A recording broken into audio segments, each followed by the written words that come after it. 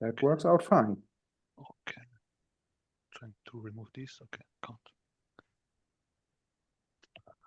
Okay, so hello everyone. Today I wanted to share with you some things I've been working on. It was at the end of the year last year, and it's about minimal formal computation. I implemented it in AlexForth because I didn't manage to do it in otherForth. And it's about SKI combinatory calculus. Let me remove this here. Okay.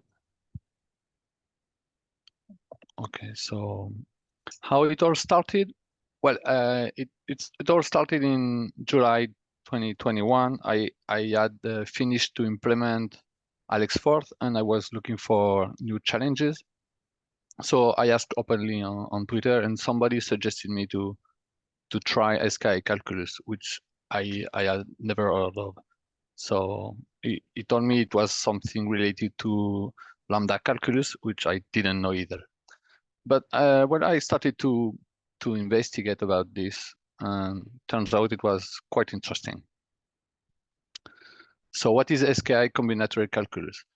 It's a combinatory logic system, so it's related to mathematics, and it's also a formal computational system.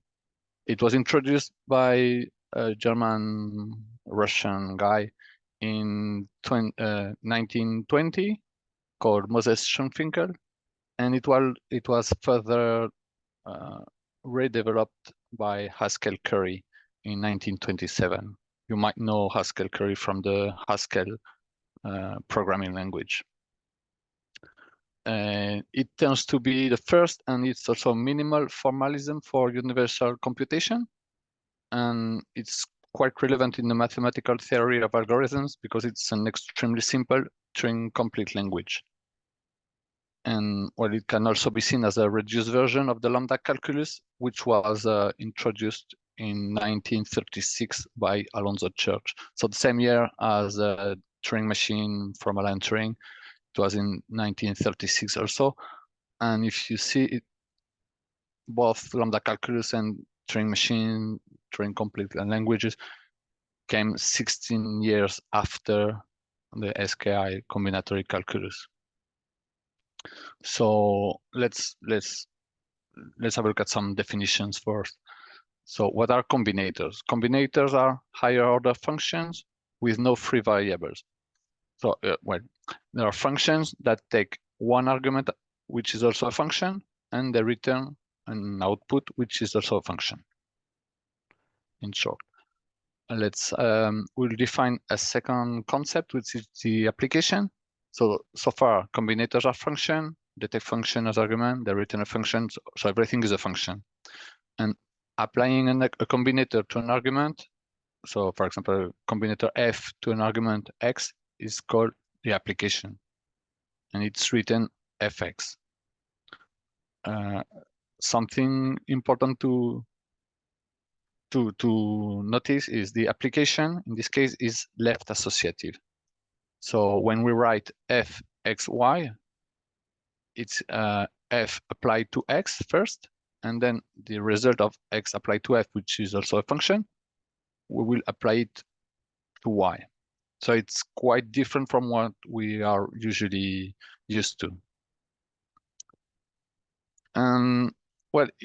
Here in this slide, we've got the whole definition of the SKI combinators. So it's very easy because there are only three. The first one is the identity combinator, and its definition is when it's I, you apply I to X and it returns X. So this one is quite easy. The second one is the constant combinator. It's written K, and when we apply K to X and then to Y, it returns X. We'll see later why it's the constant combinator. And then there's the S combinator, which is the substitution. And this one is a little bit more complex to understand, but it's F applied to F applied to J applied to X is equal to F applied to X, which will then be applied to the output of G applied to X. So that's the whole definition of the whole SKI combinators. It as an exercise for the viewers, you will be able to see that I can also be defined in terms of S and K. It turns out that I is equal to SKK. That's when you start playing with it, it's very easy to notice. So when we say earlier that SK and I form a Turing complete language, in fact, we don't need I because we can write it in terms of S and K. So S and K are the only building blocks that we would need to have a complete Turing complete language. So now let's have a look at how we can try to implement that in Forth. So the first approach would be to try with normal Forth word. The only difference is Forth is postfix. So, but let's have a look at. So we've got the application of a combinator. It consumes one argument. That seems easy because we have words that can consume arguments on the stack. Let's just try to put everything in a postfix notation. So let's have a look at the identity combinator.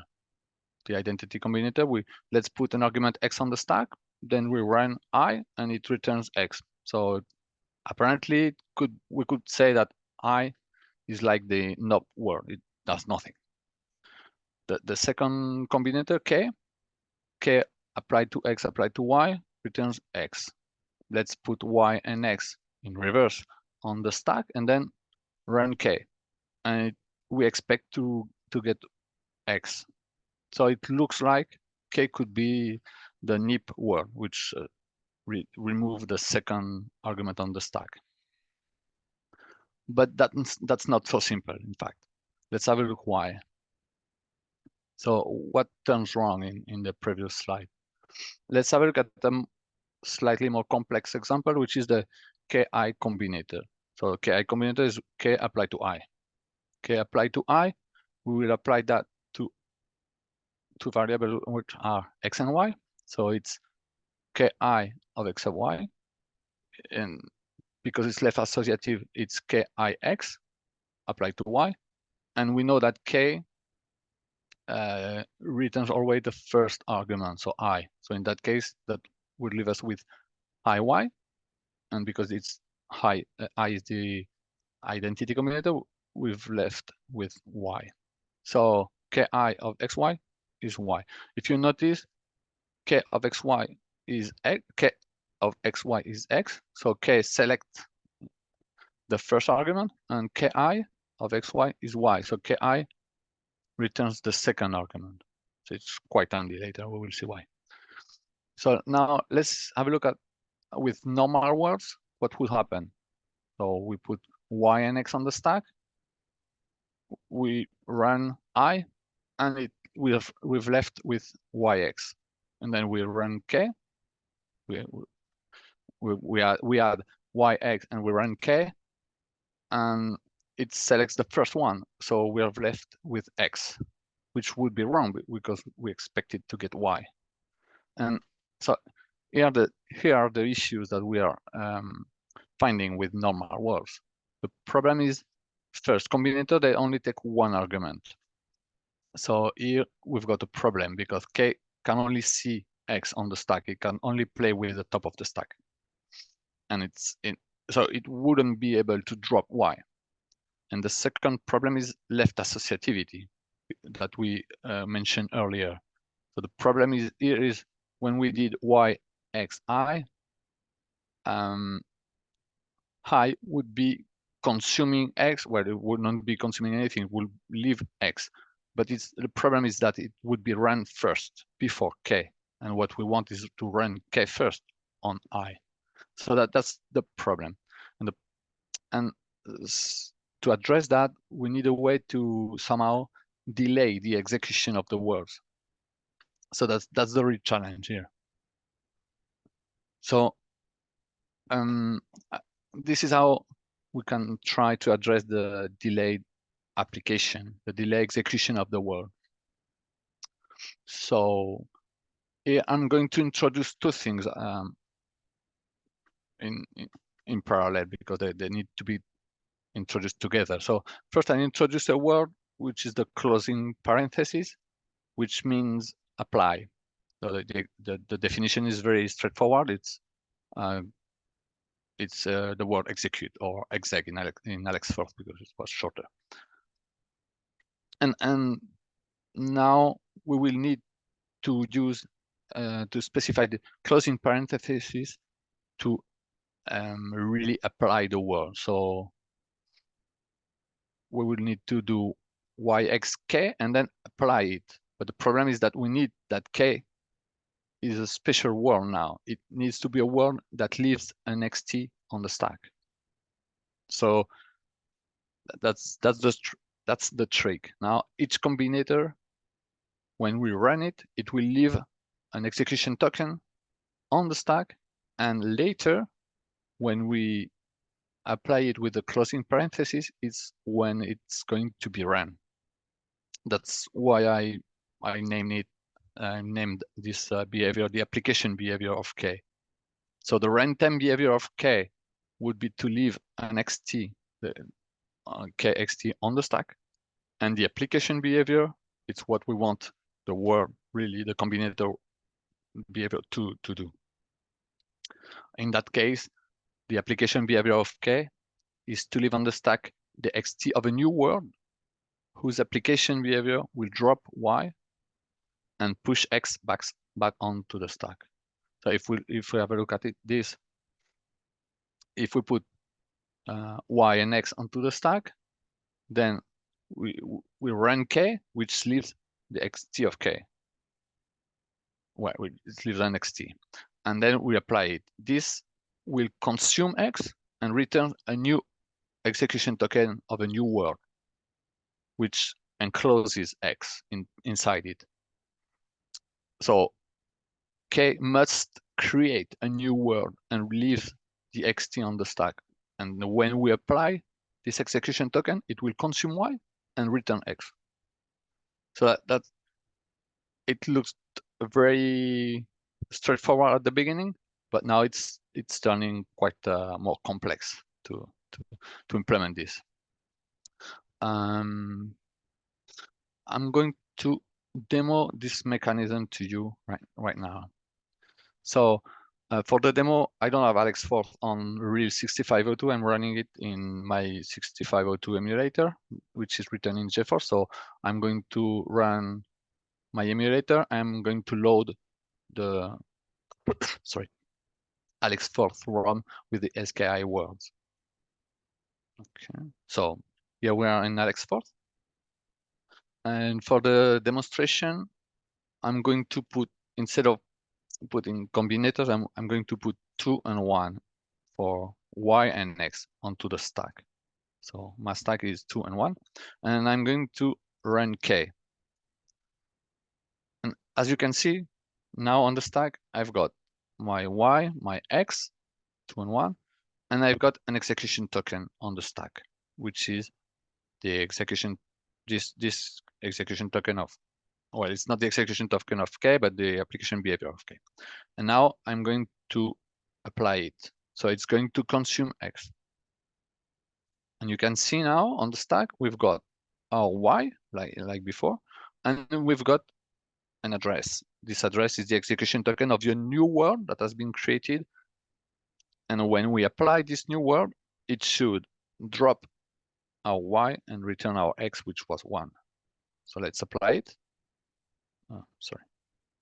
And what we have on the stack now is 1. So it worked. Let's continue. So to be able to implement this in AlexForth, I'm going to show how I did it. I'm not going to spend much time because I think it's the first part is quite implementation specific of AlexForth. So I've had to create a couple of words. One is enter comma, which it's like starting a new definition in the dictionary without a header. So here I am I'm writing 4C, which is jump in 6502, and I'm compiling the address of colon. So really, this is going to leave a jump to call. And then I'm creating a new defining word, which I call func, colon func. And I will use that word to create new combinators later. You will see. And as you can see, it uses create. So the word that will be defined using func, when we run them, they will leave the address on the stack, which is exactly what we want. Here in my example, when I run to 1k, k was defined using func, and it's leaving the address here on the stack. Okay, let me clear the stack. Okay. And the application operator we already saw it earlier. For syntactic sugar, I've defined also double parentheses, which is applying twice, and 3 parentheses, which apply 3 times. Okay, let's skip this one. So the I combinator is very straightforward. It's just we define it with the colon func I, and then we do nothing, and we end the word. So that's it. It's just going to return an xt of an empty word. The K combinator is a little bit more complex because, well, it needs to, we need to, well, I'm not going to enter too much in the detail because I don't want to spend the time on this. But what K does when we apply it is create another word. So we've got, again, enter, compile, and then there's a bunch of compile here, some stack operation to get the argument that was on the stack, the X, and store it into the definition. So it's creating here, I call it KX word, and this KX word encloses X. And when we will apply it, it will drop Y and put X back. So it's a closure, really. And there is the definition of the S combinator, which does this kind of manipulation twice. So if we look at it, when we apply S, it creates a new word, SX, which encloses X. And then when we apply SX, it creates a new word, SXY, which encloses Y and X. And when we apply this one for a third time, that's when all the X, Y, and Z are executing this. So this one was the trickier to get to. I've got slide at the end that explain how I came to this definition, and it took a few tries before it worked really. But once we've got that, it's quite easy to define new combinators because, for example, if I do IK and I apply that, it's going to create a new word that encloses I,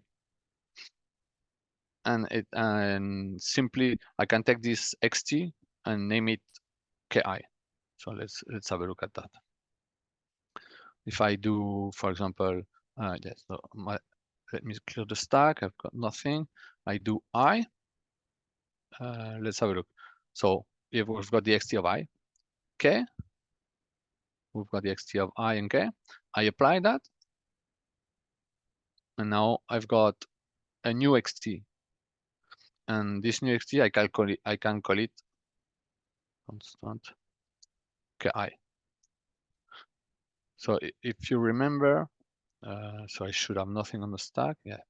If I put a y, I put an x, and then I run ki, I've got my y, my x, ki. I can apply it.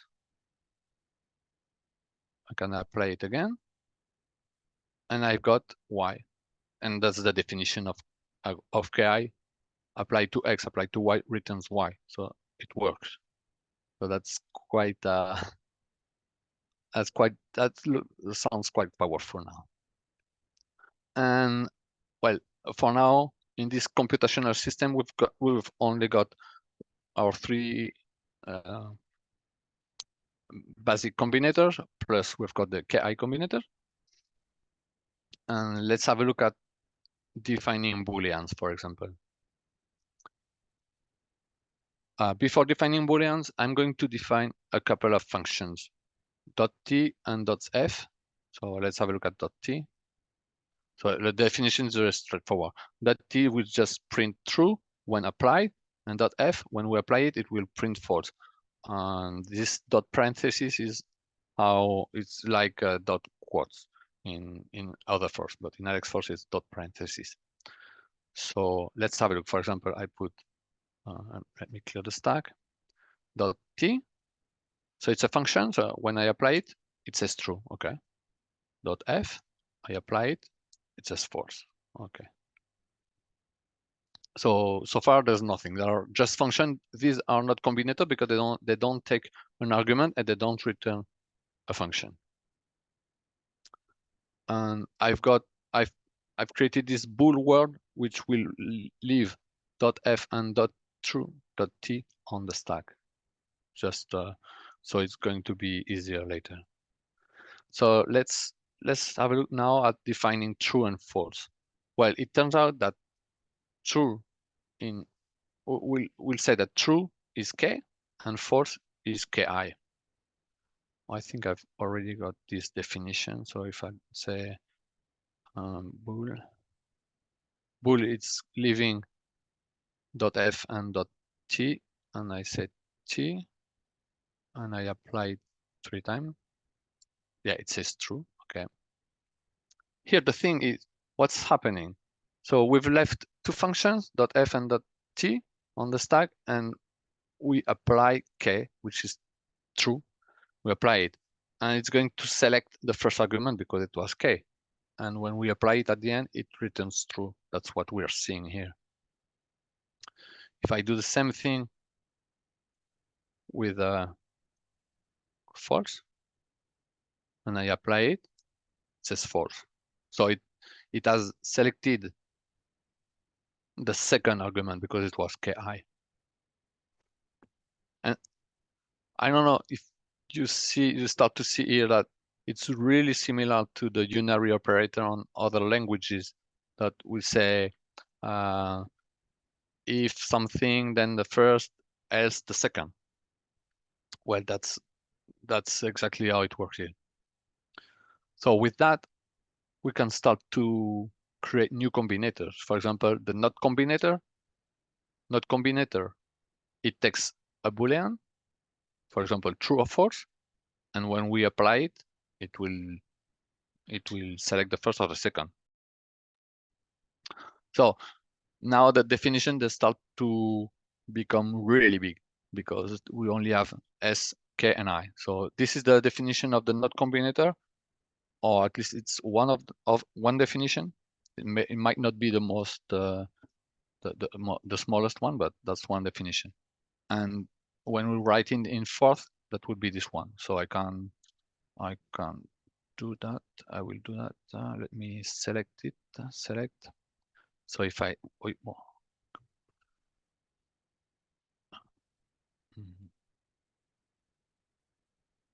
okay, I'm going to select this text. I'm not going to type it.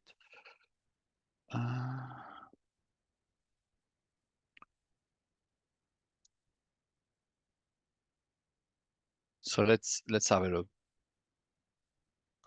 So I'm going to write all this, and it should return false. So what is happening? I put my two fake booleans on the stack. Then I put true.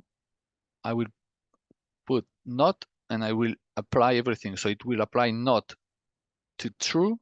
It will apply all these sequentially to true, and then it will apply that to false and true, and it should return false. Let's have a look. And yeah, it works. And well, we can do the other test. It should work as well.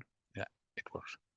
If we look at everything, so we've got not is really the when I put all this onto the stack and apply it, it left me with just one xt, one address of a word that has been created at its time into the dictionary, using the definition of ASK and I that we saw before. And then when I say bool, it leads to the two functions. I say f, it leaves me the xt of f, not another xt. Yep, and then we apply everything. And that when it's unrolling all the definition and executing everything, and it ends with the execution of the .t word. Okay, so I've got the definition of the and, or, NAND. It starts to become quite crazy. And XOR. So XOR is quite interesting because really, at this point, at the moment, we only have combinators that represent functions. We've defined Booleans, and with this definition, we are able to test for equality. So that's quite powerful. And the equality of applied to two Boolean returns a Boolean also. And well, I think at this time, I won't go into the rest of because in the rest of the presentation, I've got how we can start to define numerals. So 0, 1, 2, and then add them, multiply them, and this kind of thing. But I don't think I will have time to cover this. So I think I would go quickly to okay, so that's the process and some references. Yeah, in this I will publish the slide deck later. Some references.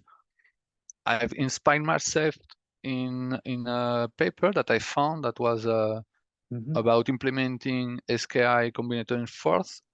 From this paper, I took the idea of the application the application word, but I didn't the word implementation after that is original from myself, because I didn't really understand how they did it. So, but I took the idea of delaying application and executing using the parenthesis word. And I will leave also these links about lambda calculus, a couple of presentations that are quite interesting, and some information about the combinator, some lectures from Stanford that are quite interesting. Well, that's it. I don't know if you have any question. Great. I think that's. Thank you very much. That was quite theoretical, not really practical. I don't think anyone is going to use really SKI calculus in any application, but. Yeah. But we're looking. I think the mechanism of the delaying application and all the closures and things, it was interesting. Yeah, we're looking forward for a second part, a continuation, maybe some other months. Yeah, maybe. Because the numerals are interesting, and there was also some question in the chat. Okay. By myself. Yeah, I didn't look at the chat, so ask any question that you have. I can repeat them. So my question would be how you do memory management, because you create these new functions, and is the memory eventually reclaimed so it could be reused, or no? So it's just allocated. Yeah, well, yeah. So it's growing and growing and growing, and I never disallocated. There's no memory management at all. So yeah. So that's of course that would be a challenge. And I don't know how to address that. So. And I think Atle raised the question: how do you do loops? Okay, so that's an interesting thing. At the moment, we've just seen Booleans and up to equality. So I've not done loop. In lambda calculus, there is a way to do something. I think that would address this question, which is doing recursion. And recursion is done with something they call the Y combinator. It's got a definition, but I didn't manage to implement it. So the problem is when you execute it, it never ends. So it crashes. So So there's a way supposedly, and in the theory you can do it because in theory everything works. But when you start to implement it, at least when I started to implement it, I didn't manage to do it. There must be a trick that needs to be implemented. Yeah. I think reduction order is important. So what parts you do first, and exactly, if you don't, if you choose the wrong part, you get into infinite recursions. Yeah. Right. Yeah, there's something about lazy, and I don't know the term. Yeah, exactly. Lazy, not lazy loading, lazy application or something like this.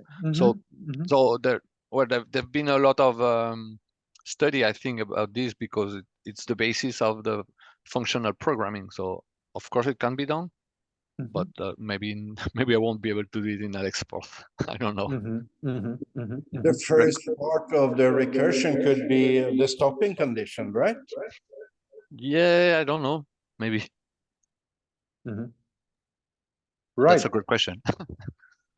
So that's obviously something for the continuation, and I'm looking forward to see the progress that you made there, and also the parts that you skipped here. So okay, maybe it's a good idea to just split it into parts, and then we see how things evolve. Thank you very much. How do I unshare my screen? No, I'll stop sharing. There's some red. Yeah.